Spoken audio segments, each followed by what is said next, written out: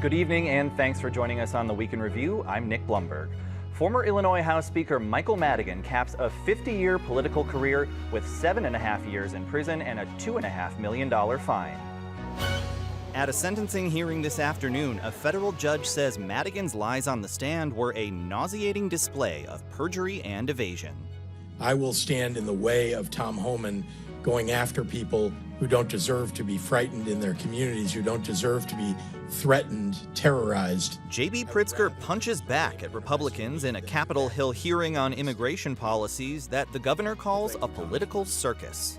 I am counting on all of Chicago to resist in this moment, because whatever particular vulnerable group is being targeted today, another group will be next. After a week of demonstrations in Chicago and around the country against the Trump administration's immigration enforcement, the city prepares for a massive No Kings rally on Saturday. Meanwhile, the Secretary of State's office says out-of-state police illegally accessed local license plate readers in immigration and abortion cases. And City Council considers a crackdown on short-term rentals like Airbnb. We'll be joined by our Week in Review panel in just a moment, but first we go to the Dirksen Federal Courthouse with our reporter Matt Masterson, who is there for Madigan's sentencing today. Matt, what was the scene like at the courthouse? Yeah, Nick, the 12th floor courtroom of Judge John Blakey was absolutely packed with media, observers, members of Michael Madigan's family. But once the hearing got underway, there were no fireworks, there were no live witnesses. It was mostly just a clinical reading from Blakey of the charges against Madigan, the bribery schemes that he outlined and was convicted of, and the sentences that he faced, ultimately handing him down the 7.5-year, 90-month prison sentence, along with a $2.5 million fine, the maximum allowable under the guidelines. Madigan made some brief statements, but there was no one else who spoke in his favor outside of the hundreds of letters that were turned in before the hearing today. Yeah, it seemed like it was quite the lengthy proceeding. What did Madigan have to say when he was appealing to the judge, and what was his demeanor like? Yeah, the hearing lasted about 4 hours. Madigan made some brief comments. He apologized for simply putting the state of Illinois through this, saying he tried his best to represent his constituents as he was a politician, but that he admitted he isn't perfect. What he did not do was admit to any of the specific allegations against him. He never admitted that he accepted bribes in exchange for his trading his public official action. His attorneys actually during the hearing maintained that he is still not guilty of all of these crimes, even the ones he was convicted of. His demeanor was mostly relaxed throughout the hearing. He didn't have any outbursts. He was, as he normally is, very stoic, taking notes. He was smiling and chatting with family and his attorneys. But after the hearing, after the sentence was handed down, it did appear that some realization was coming through of what had just been happened to him, that he's going to be spending 7.5 years in prison. Well, and Matt, it seemed like Judge Blakey certainly was not pulling his punches. What did he have to say to Madigan before he handed down that sentence? Yeah, absolutely. Judge Blakey absolutely took issue with Madigan's decision to testify and willfully perjure himself repeatedly. Blakey, as you noted, called this a nauseating display. He called his testimony, which lasted parts of 4 days earlier this year, difficult to watch at parts. He's found that Madigan lied about basically all regards of these schemes. He lied about his efforts to solicit bribes from Commonwealth Edison. He lied about his relationship with his co-defendant, Michael McLean. He lied about his intention to secure a lucrative state board seat for Danny Solis. Blakey went through all of these, and it was very clear that this played a role in the significant sentence that was handed down, not only the prison term, but as I said, for the $2.5 million fine, the maximum allowable. Blakey clearly relied on his issue with the perjury to come to that conclusion. Well, certainly a remarkable ending to Michael Madigan's career and to a lengthy trial. Matt Masterson, thanks for your coverage. We appreciate it. And now to this evening's panel. Joining us are Chris Jones from the Chicago Tribune, Shruti Singh from Bloomberg News, Francia Garcia Hernandez from Block Club Chicago, and our own Heather Sharon from WTTW News. Heather, it's not the 12.5 years that prosecutors wanted, but nonetheless a pretty stiff sentence for former House Speaker Madigan. Were you surprised by that? I was surprised because I think the obvious point of comparison is the 2-year sentence that former Alderman Ed Burke received just earlier this year on somewhat similar, although not identical, charges. He also got a $2 million fine. What I think made the difference between the two sentences was Madigan's decision to roll the dice and testify in his own defense that the judge seemed personally offended by. The other thing is that, like Burke, Madigan had hundreds of people write into the judge and say how much he had meant to them, how much he had helped them. Judge Blakey, unlike U.S. District Court Judge Virginia Kendall, did not seem to care about those letters at all. During Burke's sentencing hearing, Judge Kendall went on at length about how moved she was by some of the stories in those letters. And I am truly fascinated by the different approaches that each judge took in those two cases. The other thing I'll say is that Ed Burke, just before he was sentenced, expressed a bit more remorse for what he did than Madigan did today. And perhaps that made the difference. However, if I'm Ed Burke in prison tonight, I am looking at this knowing that I dodged years in prison, and he is due back released in March. Yeah, the Fifth Amendment exists for a reason. Indeed. You know, Chris, federal prosecutors have had some setbacks and some failures recently in their various corruption trials, prosecution efforts. How big of a win is Madigan's conviction, even if partial, and this sentencing? Well, I think it's a big win, and it's a win for justice in Illinois. But on the other hand, I agree with Heather. That was a bit longer than I thought he was going to get.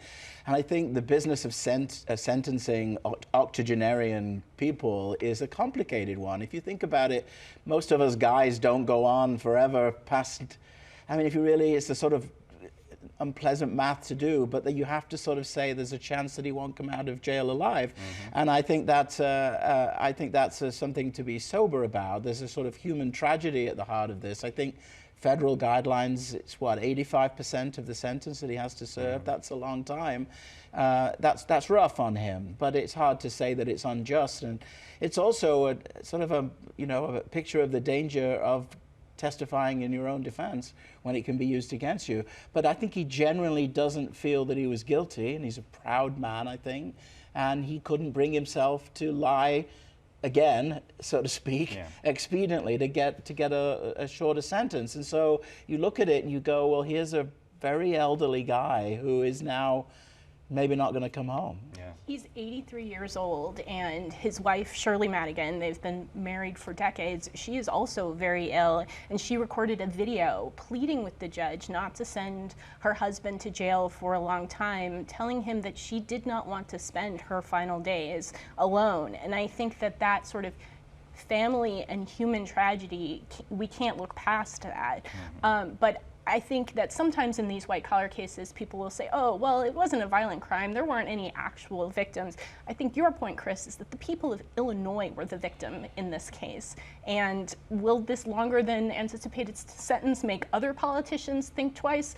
I think that is the longer-term question. Well, you know, and to that point, I mean, truth be saying, sometimes there are economic implications for these. I mean, the perception of Illinois as a hotbed of political corruption, you know, when, for example, markets are looking at Illinois, how does that affect things? So in 2022, I actually asked investors about that very question when this case had started, when the legal proceedings had started. And one of the things that one of the investors said to me is that some of this is baked in, unfortunately, into the perception of Illinois.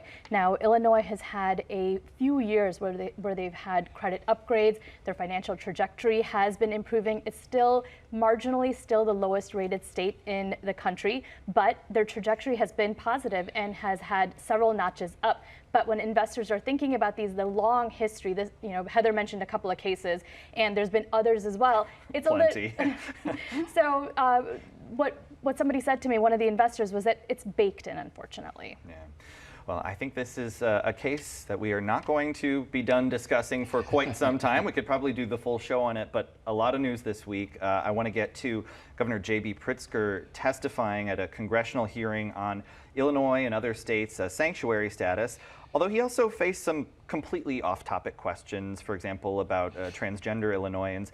Francia, do you think the governor accomplished what he set out to do in trying to defend his state? I think his message was loud and clear, defying Trump's tactics regarding immigration rates and protest handling of immigration rates as well.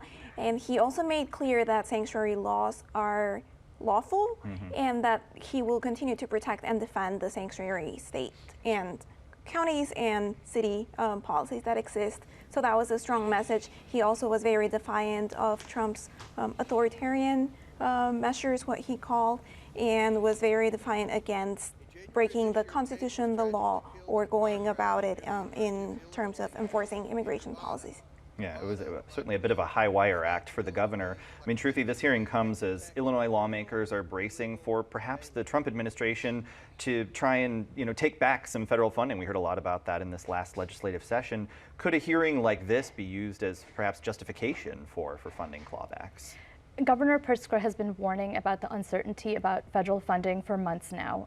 Even before the budget was passed now last month, at the end of last month. Since he's introduced his budget, he has been warning that there could be potential policy changes that put billions of dollars at risk for the state of Illinois, along with other states. The other thing that he's also mentioned is that it's not just Illinois, but that every state would have a challenge if there's any sort of clawback because of policies or any measures, just cuts in general, because the federal government is looking at broader cuts that are not tied specifically to politics, just funding in general. Sure. But he has said that any state would have a problem backfilling those billions of dollars. Yeah, it's not an easy thing to make up for by any stretch. And he's also mentioned that there's a lot of uncertainty still. So Right. we don't know exactly what's going to happen. Yeah. Well, Francia, you mentioned some of the Trump administration's immigration agenda, enforcements.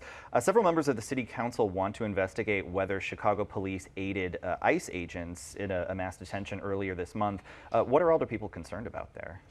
There was a heavy police presence at a scene in the South Loop where there is an ICE contractor that monitors immigrants under a monitoring program.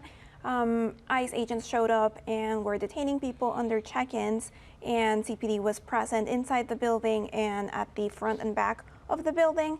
So several city council members are wondering whether that was helping ICE, whether they responded to ICE or a call for local law enforcement from ICE officials, and how those decisions are made when CPD is dispatched to a scene and then they discover that it's an immigration enforcement operation. Yeah, and you have to imagine that we may be seeing more of these immigration actions.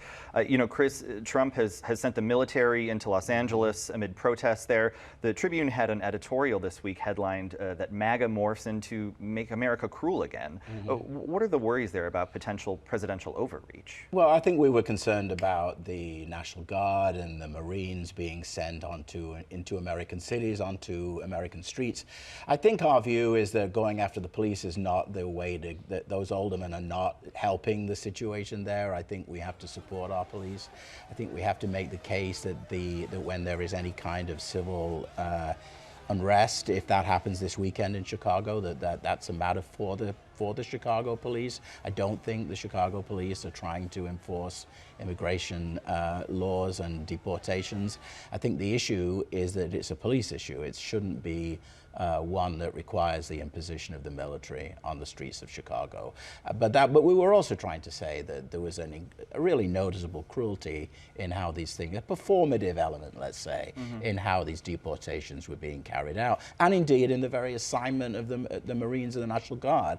That's the guy in charge. That's what he likes to do. And I think that doesn't sit well with us. Yeah, having someone like Dr. Phil going along on it's immigration raids, there's so much performative nonsense. It's true of the Pritzker hearings too. I mean, it's just too much, and people have to be treated decently. And I think that Pritzker was right in the congressional hearings to talk about the lack of immigration reform. That's a very good blue state defense against the Republicans in Congress, saying essentially, it's on you. You didn't get this done when you had the opportunity to do it. Now look, it's chaos for me. That's a good defense. And he was right to say we need to have an immigration enforcement force too, which he also said, which some of his progressive allies, I think, wouldn't agree with. Well, Heather, Chris mentioned that massive No Kings rally that's prepped for tomorrow. Time to coincide with a military parade in D.C. for the 250th anniversary of the Army, which happens to coincide with the president's 79th birthday.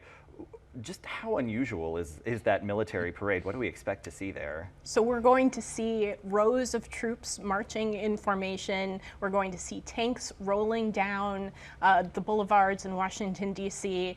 And it is unprecedented, a word I am sorely tired of saying. For the last 5 years. That really a scene that's really never been seen in an American city before, and is reminiscent of a scene in communist Russia, North Korea. This is not typically how Americans celebrate our military, and I think that Americans have never before seen this level of weaponry and artillery in a city, and I think a lot of people are very nervous about sort of what this heralds going forward. Yeah.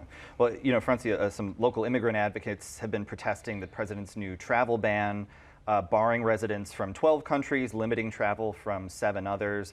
What have we heard from the White House about why these bans might be necessary? Well, the White House put out a fact sheet saying that some of these countries were selected for the bans because people have long visa overstay rates. The countries themselves don't have enough or sufficient vetting processes for visas and other security purposes, and some of them refuse to cooperate with the United States for several matters. So it seems like that is the reason. I have to say it is similar to the first Trump travel ban that we saw during his first term. It's just revived and expanded to a majority of Arab and African countries. Well, I want to turn to some local news. You know, Shruti, you had a big piece recently looking at some of Chicago's financial woes, things that are kind of baked into the budget. Just how far are economic and job growth lagging behind here, you know, compared to some of our peer cities? So let me start out with some of the strengths of Chicago. All right, yes. And then I like that spin. And then we'll go into some of the other numbers. So Chicago is still the economic engine, the economic center of the Midwest. And in terms of the number of STEM students that its universities produce, there's really no comparison in the Midwest, at least. And it is still a center for Fortune 500 companies. So all of that is true and undisputed in terms of facts. But also the growth that it has seen in the decade through, say, 2023 has been lagging other cities, particularly those in the West and the Southwest. And cities such as Phoenix, Houston, San Antonio are seeing greater growth in terms of population, in terms of job growth, GDP growth. Now, they are starting from a smaller base. Sure. Chicago still has 2.7 million people, and it actually did see a little bit of a bump up recently, but some of the other cities proportionally saw bigger increases. So what does that mean? So there's questions about if there isn't as much growth in Chicago compared to its peers around the country, what does that mean in terms of business? And so one of the longtime developers that I spoke with that has been developing properties in Chicago since, say, the mid-1980s, he recently has been shifting more of his business over to the Phoenix area. Some of the things he mentioned are population growth isn't as strong. He's concerned about property taxes, which I know Heather's also written about quite a bit. Once or twice. Yeah, once or twice. So these aren't surprising, but what is happening is that there's a greater competition amongst cities in the U.S. and even internationally in terms of looking for people, looking for jobs, employers, as well as investments. So when you're putting a lot of money into things like pensions, which are a cost that the city does have to pay, or debt, for example, then those are dollars that cannot be then put into economic development. And therein lies the question. One of the CEOs I spoke with that is still here in Chicago and has a very large population of employees in this region has said the focus should be more on growth and not as much on the cost side of the ledger. Well, there are certainly plenty of challenges for us to address, but yes, thank you. We've still got a lot going for us, and we like it here. Heather, older people are considering tighter restrictions on short-term rentals, things like Airbnb and Vrbo. What are they looking at there? Well, since home sharing came to Chicago all the way back in 2016, it has been a perpetual problem that people will rent these houses or apartments and throw giant parties that create a neighborhood nuisance. And older people are fed up about it. They've tried a couple of times, most recently as last month, to sort of rein in those parties. Many feel like they haven't been successful, so they want to expand their favorite power, aldermanic power, to basically give each alder person the chance to say in each precinct that new short-term rentals are banned. Now, if somebody wants to reopen that precinct to short-term rentals, they can go and petition everybody, all of the voters in that that precinct, and if they collect 10%, then it would be reopened. But this would be a large expansion of aldermanic power to sort of rein in these short-term rentals. Airbnb is vehemently opposed to this. They say they are good corporate citizens and that this would basically be swatting a fly with a hammer. It is set for a vote on Wednesday. However, there are a lot of questions about what this will mean to the city's budget, because these short-term rentals bring in millions of dollars, and they are specifically used to fund two parts of the budget: domestic violence services and services for unhoused Chicagoans. You take away the ability for new short-term rentals, you're going to restrict the growth of those budget items. And I think Shruti and I would probably agree that that's something that the city should probably think twice about before doing. And the kind of thing that you can easily see going on, say, an attack mailer Correct. of alderperson so-and-so voted to cut funding for domestic violence. I mean, Chris, what do you make of the motivation behind this crackdown? I mean, is this really that big of a problem? No. So okay, great. Next question. We had an editorial saying, leave it alone. It's all fine. We're not Venice. We're not Dubrovnik. We don't have, building after building filled with Airbnbs. And hoteliers are often behind these kinds of things because they like to raise rates. And Airbnb provides competition. And this was a big issue in New York City, where they insisted that hosts actually remain in the apartments when their Airbnb people were there. So, of course, everybody stopped renting their Airbnbs. Hotel rates went through the roof, as anybody who goes to New York knows how expensive it is. And as Heather points out, there's a lot of city income from all of that. And if there is bad behavior going on, well, then you address it. People have parties in houses too, where they live. So, I think on balance, there's already restrictions, and individual buildings can already restrict Airbnbs. I think the idea of just sort of banning them all by fear. And let's remember too that the small businesses, so when people stay in an Airbnb in, let's say, Wrigleyville, because they want to be close to a Cubs game, they go down and they spend money in the restaurants, they buy stuff in the stores, they buy a t-shirt. And families don't like hotel rooms because the kids are everywhere. Right. So you want an apartment. I stayed in one in Boston just a couple of weeks ago. So I loved it. It was great. It was an Airbnb. It was way better than a hotel room. So I think, come on, we got other things to worry about. That's my view. Just one or two. Minor details. Well, I want to mention too, Chris, Senate President Don Harmon was pushing a measure this past legislative session that would have gotten his campaign fund off the hook for some alleged violations that the Trib Editorial Board called sly, and I don't think it was complimentary. What was he trying to do there? Well, I think he was just trying to make things work for himself, because he already had this he'd done this sort of egregious thing, and then it was kind of a post facto manipulation of what was going on. It didn't fly in the legislature, so we were pleased about that, but we thought it was kind of sneaky. Good try, but pretty sneaky. Well, the legislators got to take a swing at things sometimes.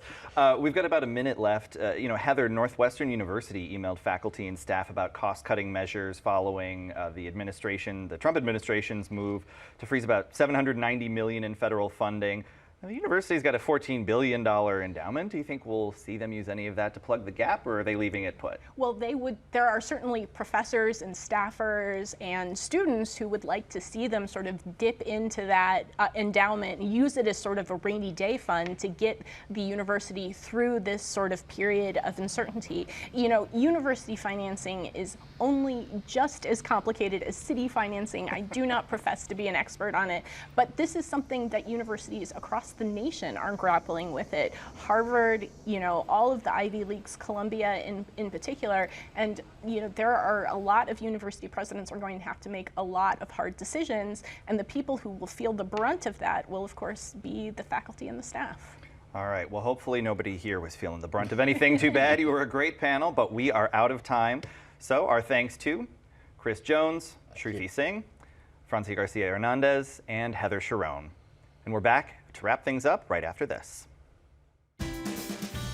Chicago Tonight is made possible in part by the Alexandra and John Nichols family, the Polk Brothers Foundation. Additional support is provided by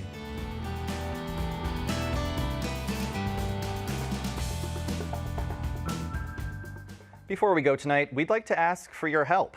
You may have heard that Congress voted to cut current and future funding to PBS. That legislation now goes to the Senate. We're here to ask you to consider two things: making a contribution to WTTW and letting your voice supporting public media be heard.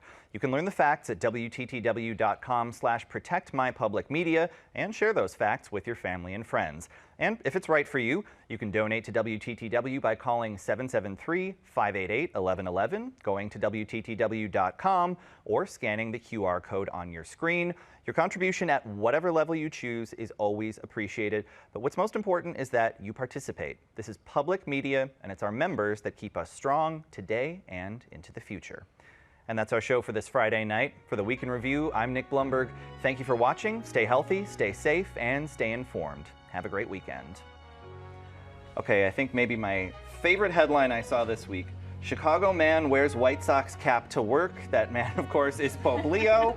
I guess the odds of getting him out of his vestments and into a jersey are probably pretty slim, but does it feel like the Pope is from Chicago boom is still going strong? It's still going strong. It's still going strong. And I could not resist making a snarky post on social media because, of course, the Cubs claimed that he was a Cubs fan when it turns out he was a Sox fan. Important to check your facts before you post. And as much as I would have loved for him to be a Cubs fan, it just didn't work out that way. Yeah. They need a team of journalists who are verifying things before they put it up on the big marquee there. Yeah. But I'd be interested to see. I mean, the Pope, they've got a big mass at you know, at Sox Park tomorrow, and expecting to hear a video address. Closed captioning is made possible by Robert A. Clifford and Clifford Law Offices, a Chicago personal injury and wrongful death firm that supports educational initiatives in the legal profession.